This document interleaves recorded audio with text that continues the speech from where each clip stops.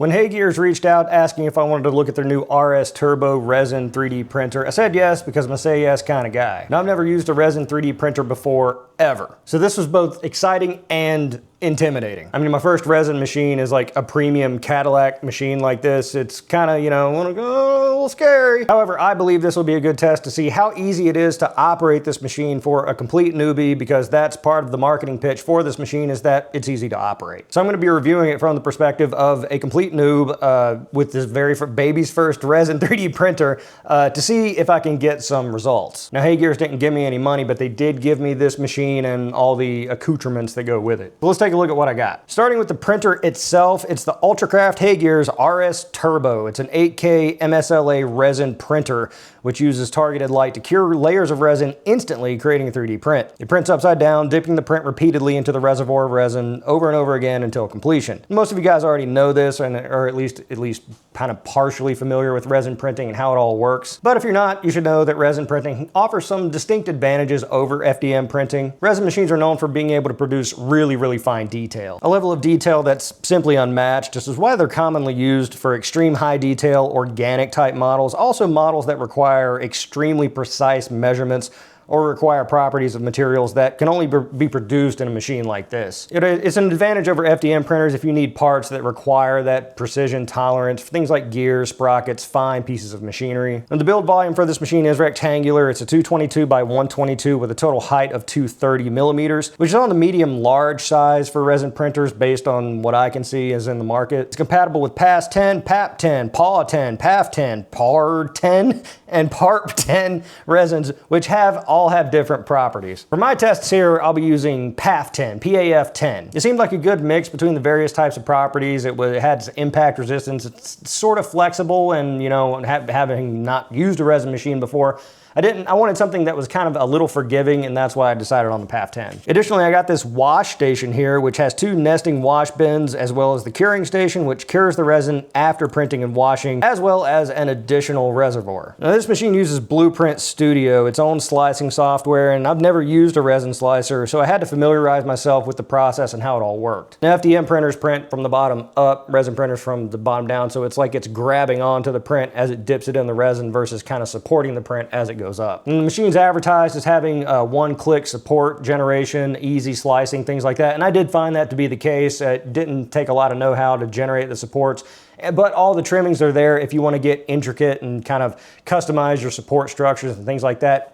I just clicked generate supports and went. The machine needed very little in the way of initial setup, just a firmware update and a zeroing, which took a very short amount of time, and I was ready to start. Now, after looking around a bit on the internet for a good test print, I came across this Amerilab City model, which seems to be the benchy of resin machines. I put it into the slicer with the default settings, sent it on its way, no advanced configuration, because again, I just kind of want to go for it without any fuss and see if the thing works. Now onto the wash station. You put the print in this tub with 95% isopropyl alcohol.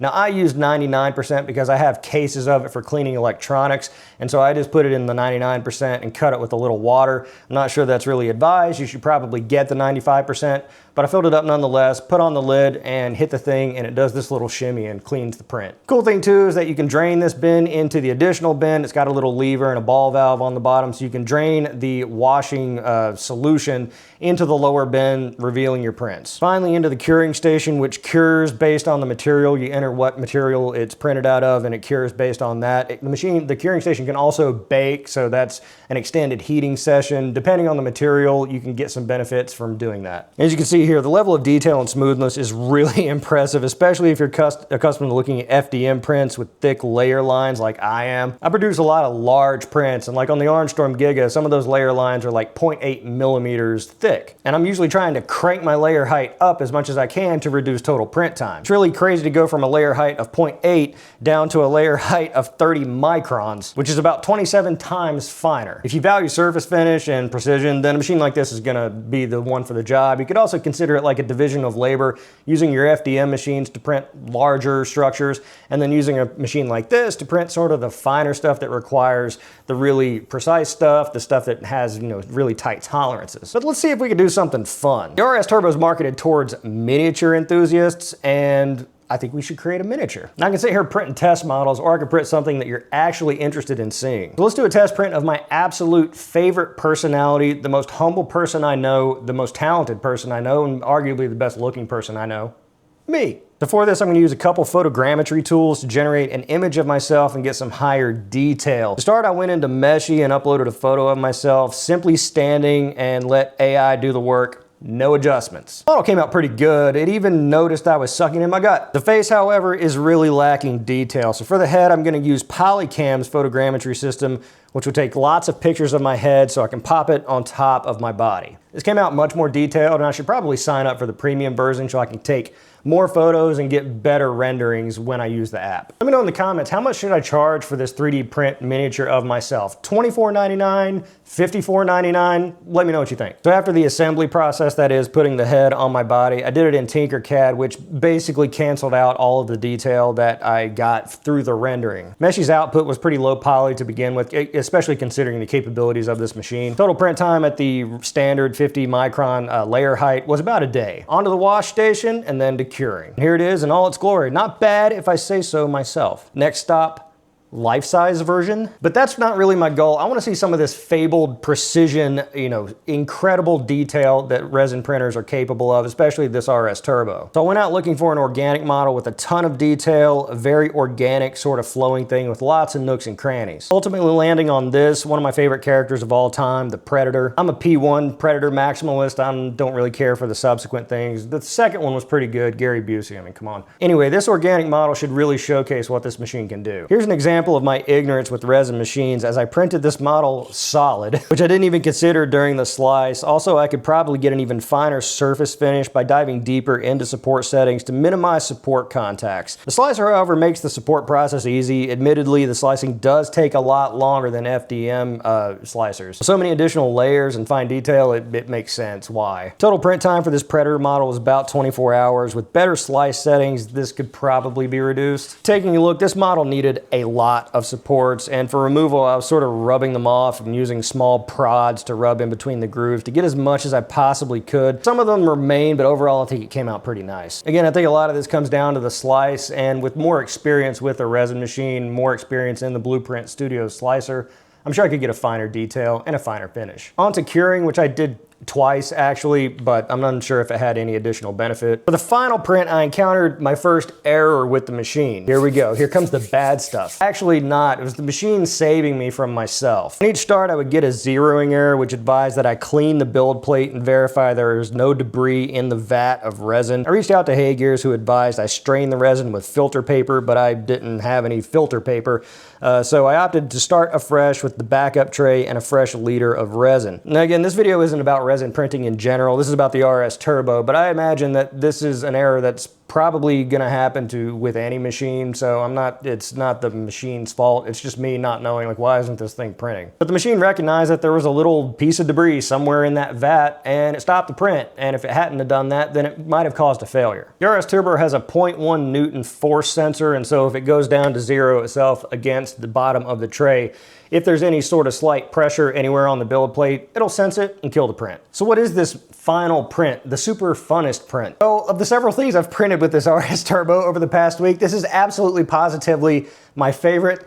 And you can't look at this print without smiling. I mean, it's a really hearty, chortle, gut horse laugh every time I look at it. You see, when I first started conceptualizing what to print with this RS Turbo, I thought of my peers, my friends, my fellow 3D print tubers. We have regular conversations, and I thought, hey, maybe it'd be fun to make miniatures of some of these guys, and then when I release this video, they'll see it, and they'll go, ha ha ha, so fun.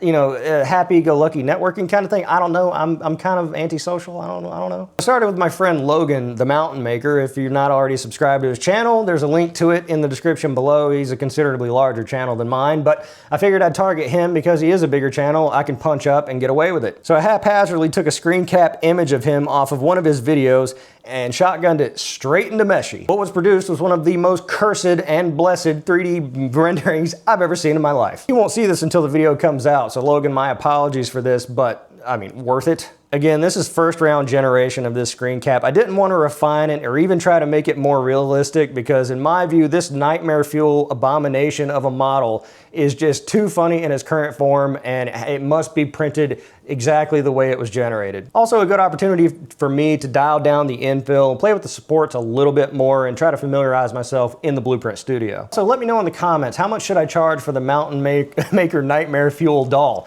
$54.99, $99.99. One more time, I want to say this isn't a review of resin printing in general. This is about the RS Turbo from Heygears. I just happen to have the pleasure of this being my first resin machine, resin experience ever. But for the sake of being all encompassing in this video with my experience with the machine, there are some drawbacks. And again, this is just about resin printing. I basically found no issue with the Heygears RS Turbo myself. Now, there could be other machines out there that don't sort of exhibit these things or maybe a little better in these departments. I just don't know. The mess with resin printing, in my opinion, is the biggest challenge. Managing the resin itself can get cumbersome along with the cleaning. I think most resin print enjoyers already know this. They know it comes with the territory. They know what they're getting into, that they're gonna have to clean up resin, clean up parts of the machine, and they're just down for that process because they like the end result. It also does take more equipment. With FDM printing, it's a 3D printer. With resin printing, you do have to print the thing, wash the thing, cure the thing. But again, if you're after extreme detail and high surface finish, then that's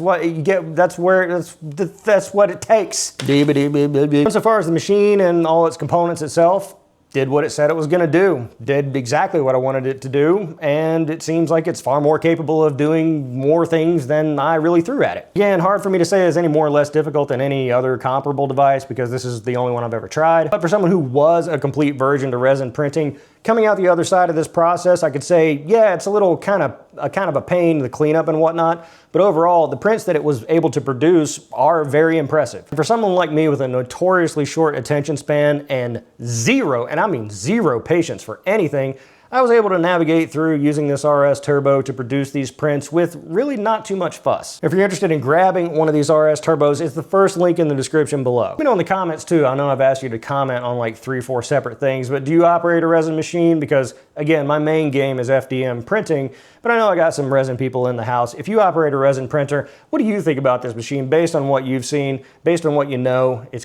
a brand new product. It's coming out right now. And so, you know, maybe not a lot's known about it. And based on what you've seen, would this be something you're interested in getting? Be sure to like this video because it's a nice thing to do, and subscribe for more content like this. I'm the Technicals. See you next time.